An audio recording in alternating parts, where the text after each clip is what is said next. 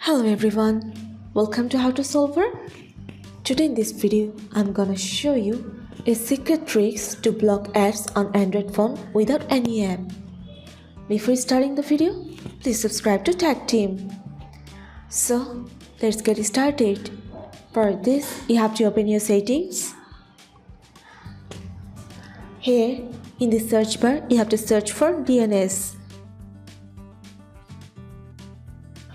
You can see here private DNS. Press on this. Now you can see here private DNS. Go for it.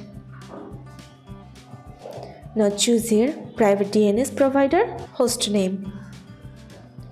Here you have to write for dns.adcard.com.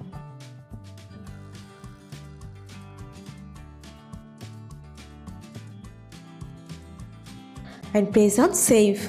So this is the secret tricks to block ads on Android phone without any app.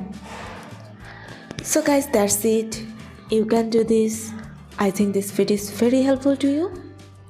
If it was, then give a thumbs up and hit the subscribe button. And thanks for watching.